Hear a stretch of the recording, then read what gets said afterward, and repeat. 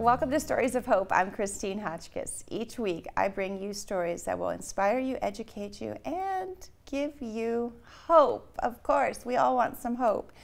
I want to take and acknowledge and thank my studio sponsor, the Motivated Mind Group, your global creative agency located right here in downtown Chandler. Today my guest is not just a guest, she's also a friend, and we worked on a project together. And her name is Coco Gonzales, and we're going to actually title this My Second Chance, because childhood trauma and things that happen in our lives we don't foresee giving us a second chance at stuff in life. Please help me welcome my guest today, Coco Gonzales. Welcome. Thank you, Christine. It's a pleasure to be here with you. There's so much to you that I wanted to read it all, but I thought, you know what? No, let's just talk about it, because you're an inspiration to many. Your backstory is even more inspiring, and having gotten to know you the way that we did on a ladies' retreat a couple of years ago that I had organized, and I was like, who are these ladies? But I'm so glad it worked out, because now we have a friendship. You and I were recently on a project called the Fortis Femina, the movie, that's coming out in 2023. And this is a journey of 6 women of healing on their personal stories that they didn't think they were going to get through. And yours is very unique, and that has to do with childhood trauma. Yes, that was like a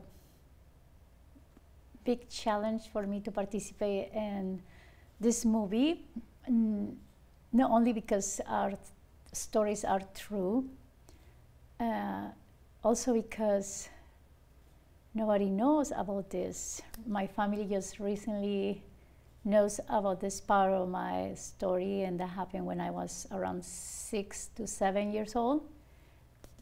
So to open it up and let people to see that was a little bit of struggle inside me. However,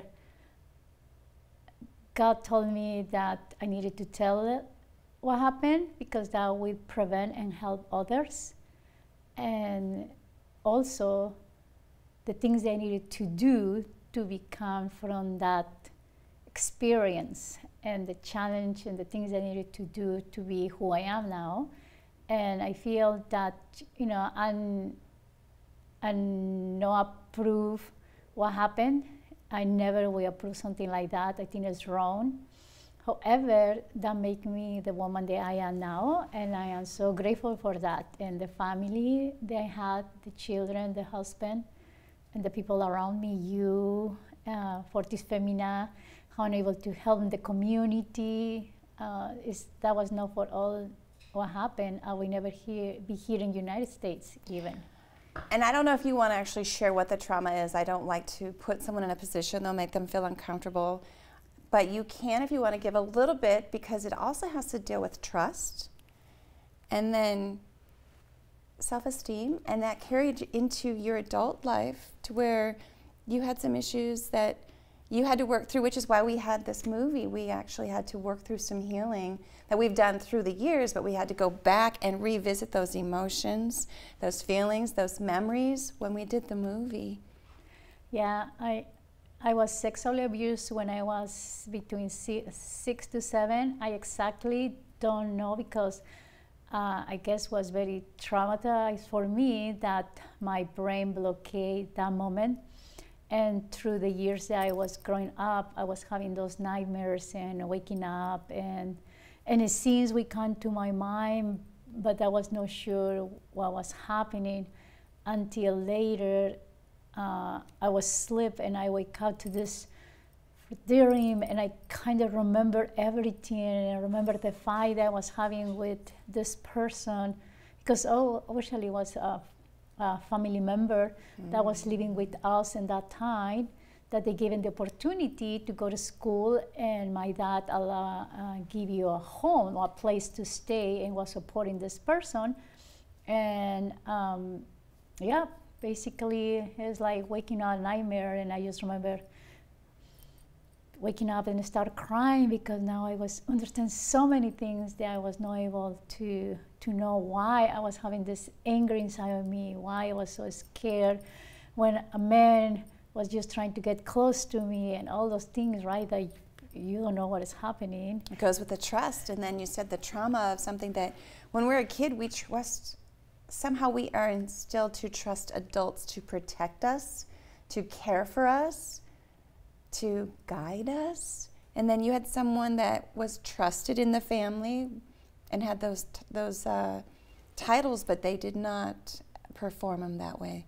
They took advantage of an opportunity that they didn't have the right to, which in turn, as now you as an adult, you had to go through certain things to get through. And not only that, also at the same time, my dad was very strict, and we suffered a little domestic violence at the same time. So I guess that, well, you know, because as an healing of this process and where the anger was having, and I was like, oh my God, probably I was not able to forgive, and now I'm able to forgive that person. Maybe I was having guilty, and I was thinking, why I was thinking when I was 6, 7, why I never talk about it? Why I feel bad I never say anything? So all those things that, you know, accumulate in your heart and make you insecure or uncomfortable. And I was not allowed to have boyfriends, nothing like that, independent of what happened. So my dad was very strict, and I forget also my family, because I feel the part of the forgiving only was versus this person, and also forgiving myself for not to know how to defend me. But then I was, you know, 5 or 6, 7 years, how can I defend myself at that age? But also to forgive my parents because they didn't provide me what I think a security place for me, you know, to go to speak or just to prevent, right? So was it easy for you to make friends when you knew that you were actually going through something that maybe other kids didn't understand, or they maybe didn't go through either? Because as kids, we hold a lot in. Yeah, no, my refugee was my sports. Yeah, I was feeling so happy and free and everything when I was playing basketball and tournaments and things like that. I think is when I was feeling, so I was no very social person, and maybe that was the reason why. But I was happy is I was able to go through my tournaments, to practice and to participate in races, because I was running marathons. I was 17. So really I was not missing the social environment to go parties and things like that. No, my life was focused to my sport, and I was happy with that. You've heard the term, people have a vice, you know, to a weakness of some kind. When you talk about your sports, I already know, I roommated with you when we were doing the film for the 12 days that we did. And you, every morning, it didn't matter how cold it was, if it was dark outside, which I didn't like that you were going, you were out running, and you still do. Yeah, and now I enjoy it, but I think in the past, probably I would go running because that bring me peace. And maybe I was so hurt inside that running bring me that security place, and I was able just to feel that energy, and I was probably angry or frustrated with the things I didn't understand. Running and playing gave me that peace of mind that I was needing. You know, like now a lot of people goes to meditations and things like that. My place of peacefulness was my sport area. We always have to have something to go to, our safe place. A safe place, yeah. A safe place, or where we can have an outlet of some sort.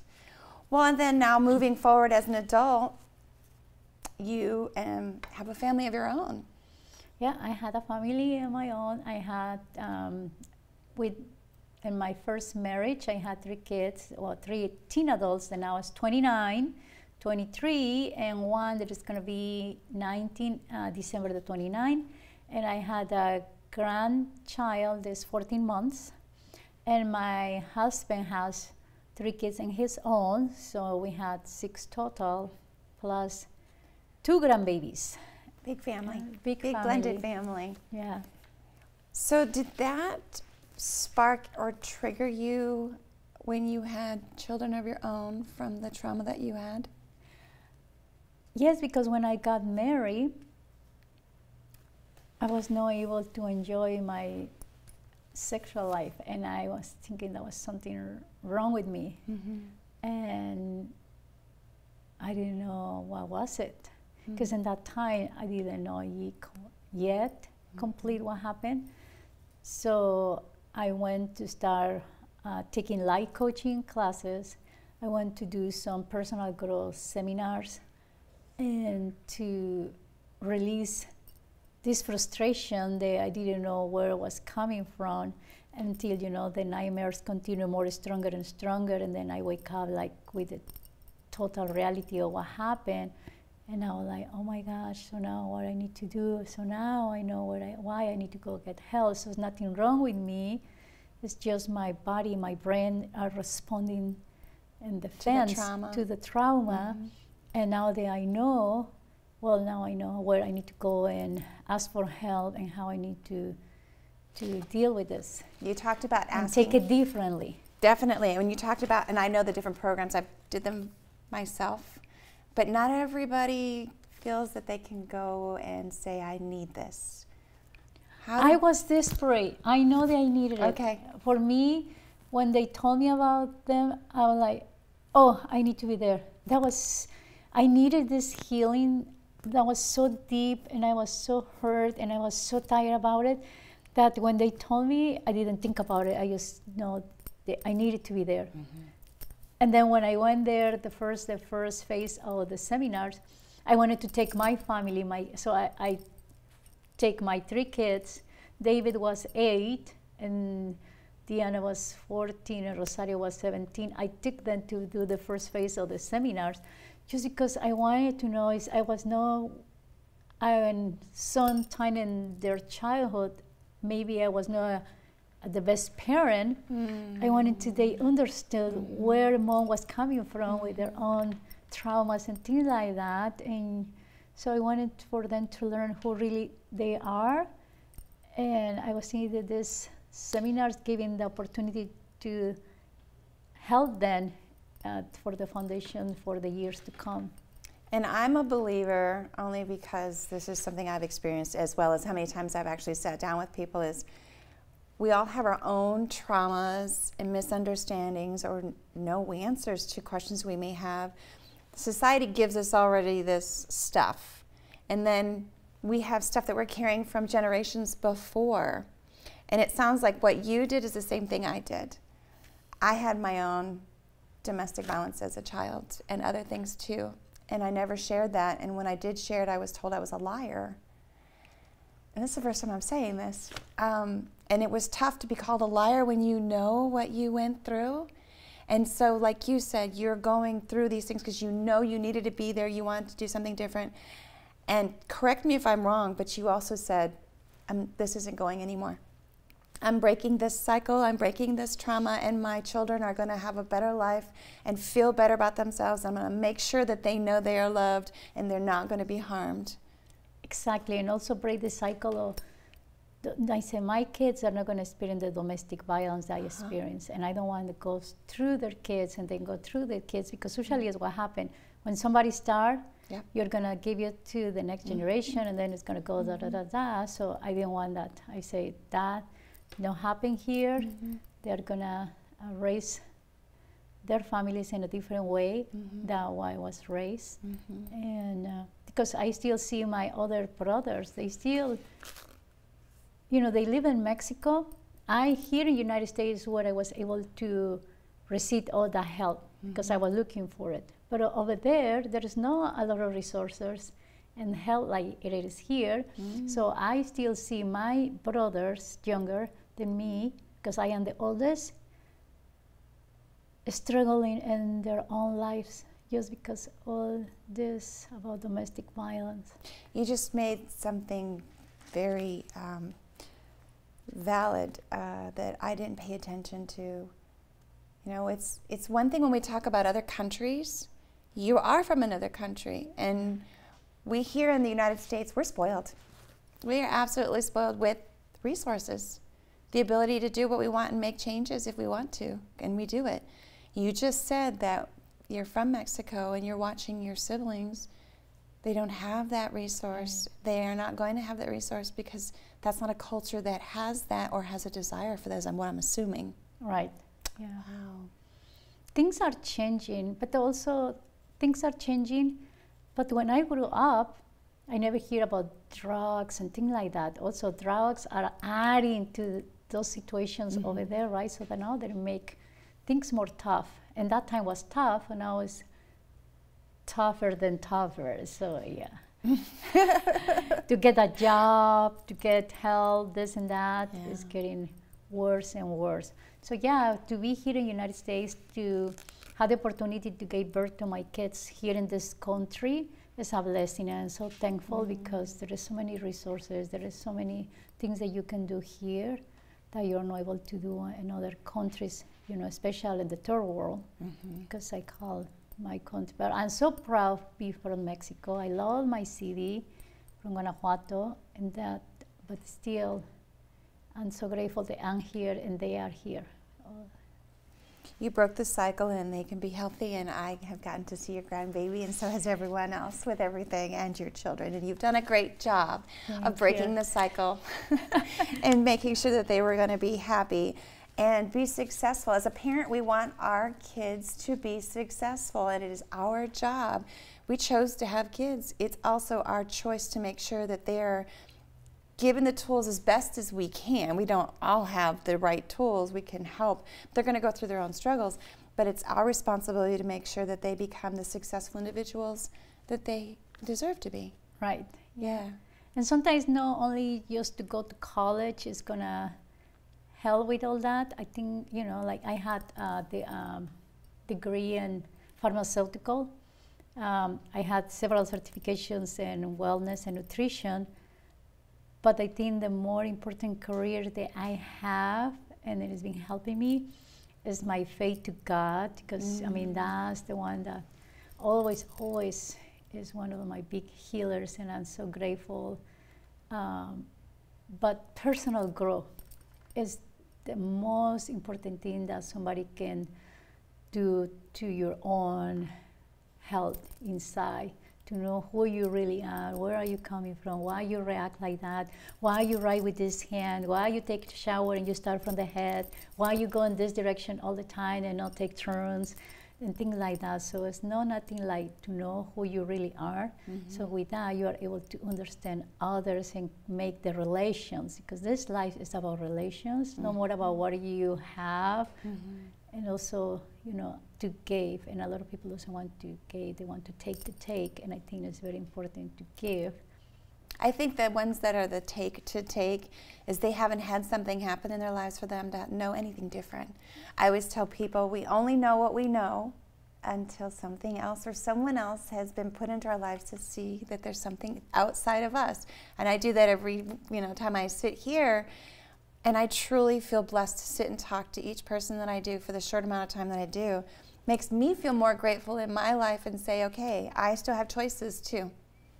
And how I represent myself in the community, which goes on to the next thing. You are an entrepreneur. You just mentioned about health, which is very, very important, mind, body, and soul, as I just had myself being interviewed, that we are programmed in our minds and our bodies are programmed to remember things.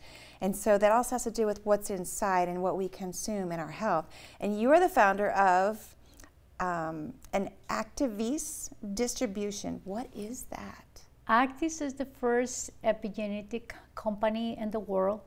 And what I'm so fascinated about this company and the supplementation that they offer, because based on my experience in pharmaceutical and nutrition, the body needs, is we put a scale from 1 to 10, or maybe from 1 to 100, 40% is nutrition, 40% is supplementation, and only 20% is physical activity. And that's how maybe you can have a longer, healthy life. So why a lot of people doesn't want to put effort in the supplementation, because sometimes maybe they don't have the resources, or maybe because really they don't want to put attention until it's too late and they are dealing with something and the body is stacking, and now you need to put attention. Also, people are so busy in their career to make income for when they retire, then later they are spending all the money to recover their health. So it's how I get involved with actives, because I really goes to the root why we get sick, how we can prevent, and that is unique. And I see so many people recovering themselves and getting their health back they really want. And they are so necessary. In my family, we all use our supplementation from actives, and I feel so happy to see an autistic and an ADD kid given opportunity to adapt to society, to a family, to play with somebody, to learn. Because what happens when the parents are not here? What that kid is gonna do? So to see all those things, how they are being able to change by the epigenetic area, that I think is the future, is why I'm so very, very passionate with this company. Yeah. And I was teaching indoor cycle, and people that knows me, they know that I love teaching cycle, because we go to another trauma. When I was 17, I was riding a bicycle, and I had an accident that usually, I don't know, you cannot see it here. So I was so traumatized to go on a bike that I never say I'm gonna go on a bike. And I ended teaching cycle. So you pushed through it. I pushed through it, and I love teaching cycle. And I was teaching indoor cycle for 18 years, and recently I had like 2 months that I'm not teaching it anymore, because I am so passionate with the active part, and it's consuming me and things like that, and taking my time, but I feel fulfilled. And before, I was not teaching cycle, I was not feeling fulfilled. And now, because I am here, I feel fulfilled. Plus the movie, plus you guys, plus Fortis Femina, so all that is fulfilling my life. I have to ask this, because we haven't actually talked about it. We filmed for 12 days in different conditions, and start day was 5 a.m. and sometimes it was done at 1 and 2 o'clock in the morning. And you were always up no matter what time we went to bed to do your running, and you did your supplements. We didn't actually get to interact with one another, even though we were all on set, because we were all doing our own thing at different times. Sometimes we had fun together, but you and I got some training as to how to be in front of the camera, different angles, and the repeat. What was your experience about doing this movie, with the fact that you had to do like the rest of us and bring back those feelings, or go back into a time where you actually pushed through all that pain to where all the success that you just shared is a happier place? Give me your input as to your experience on being the Fortis Femina movie. Well, I think I'm grateful for that. I was not expecting that I was gonna, that my story was gonna be there, or this movie was gonna be created at all. And when we are doing the movie, and when I was sharing my story, I was feeling comfortable with that. I was not struggling. My struggle was like, I want to do it correctly, so we don't need to repeat it just because me. I don't want to delay the process of the movie. I want also my English to be good so people can understand me. So that was my issues in my head. About telling my story, I was okay with it.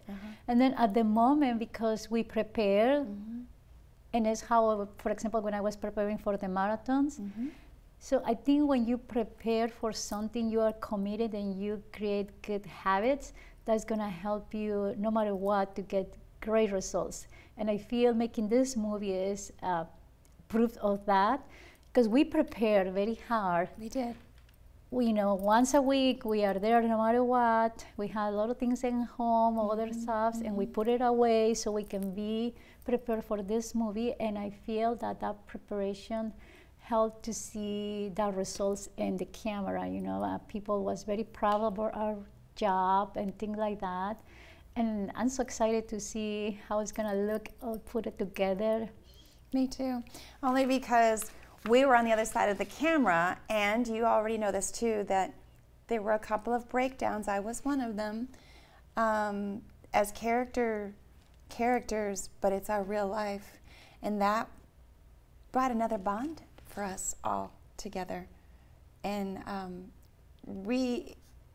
revisiting it, I don't know about you, but I feel better.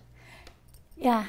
I don't know how to say that, but I feel better. Yeah, because now, yeah, that was like put a seal to that and moved forward to the next and just left the past. It's done. You threw us there because people need to know. So many people dwell on the pain and the past, and instead of trying to figure out how to not analyze it so much or resist what we're supposed to be doing, there's a sense of healing in it. Well, then you don't have to say, I don't have to keep revisiting this anymore. And I'm super excited to know that all of us came together to do this, and we have not seen it because it's in editing, that when it comes out in the very beginning of 2023, we get to see ourselves, who we are not actresses, and there's another couple of real life gals in this film too. We're not real life actresses, but it brought us to a respect of not just one another, but the industry. And I want to see how it gets put together and see how they made us look good.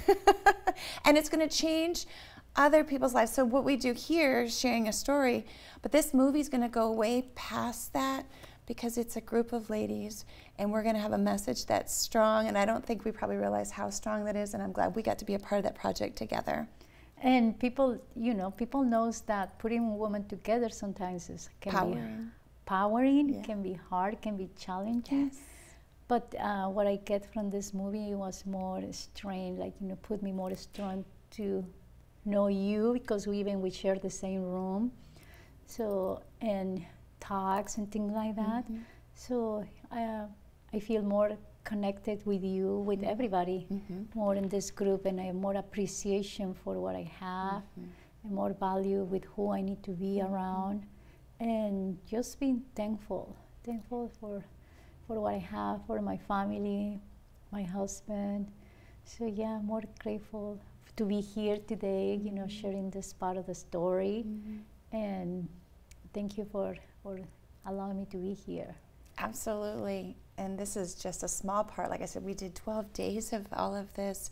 And even though we were 12 days sharing the same room and doing a storyline, we didn't always interact, but we got to watch one another and to see what you went through, because we didn't really know each other on that level. We knew of our stories as much as we would share, or like when we had the retreat a couple of years ago, it was just touched upon. Here it was completely written out. We did the table reading, I think 4 times, and it was changed different times because the message wasn't clear to, we're gonna give Betty Ramirez that credit. Betty Ramirez is the founder of Fortis Femina, a group of ladies here who we empower and help in the community on so many levels, that she brought us all together because she saw what we could give, and this is her legacy, but at the same time it's also ours. So she had a vision, and she wanted to make sure that not only was it her legacy, but our stories were going to be giving the message that other women needed to hear and to see. Yes, I think Betty was seeing something in us that the world needed to know. Yes. And I'm happy for that. I am too. And I just want to say that never let something to stop you, and always go for what you think is right and for your dreams, and always ask help. You know, people is here for helping. Sometimes I feel that nobody's gonna listen to us. That is what happened in my, you know, when this happened. Who's gonna listen? Who's gonna believe me this is happening? Or who cares? Or who cares? Right, yeah. Who cares? Well, this movie's gonna show that there's going to be a lot of people that care, because we were vulnerable enough to put ourselves out there and revisit something. So I'm going to say there's going to be a lot more who cares, and I'm glad that you did that than what we thought, not sharing it all along. It was very healing. So I have a final question. Okay. So if I didn't already know you and experience the things that we have done, and I only had one question to ask you to know the type of person I think you would be, it would be this question. What message would you like to leave everyone based on your journey of your life?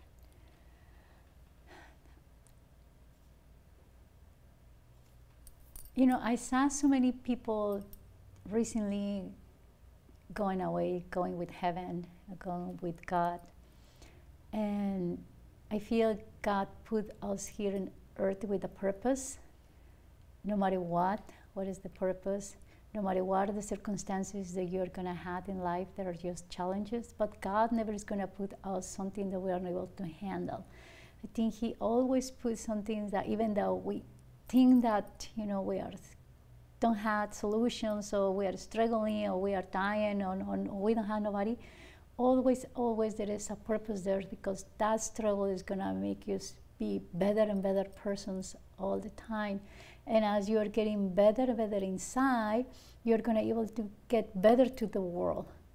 Because you had an option. You can choose who you want, what you want to do in life.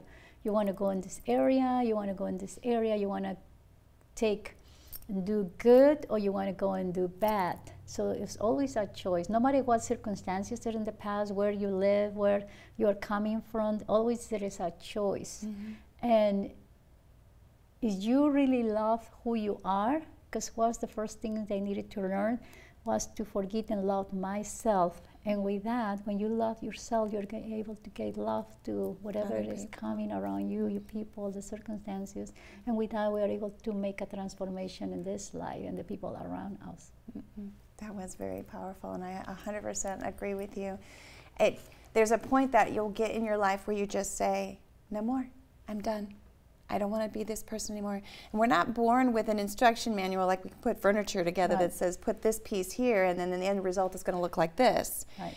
We're constantly either inventing ourselves or going through different struggles or questioning ourselves on, like you said, what's our purpose? Is there a purpose? Because there are some people that don't believe that there's such a thing. And so we do have that choice, and that includes the traumas that have happened in our lives, that we don't have to stay in that pain, and we have the right to be happy, to find love, and to do what our heart desires. Right. Thank you, Coco. Thank you. I'm so glad that you did this with me. I was like, I'm not sure, but I'm so glad you did. And I loved roommating with you because we were so easy. It was so easy.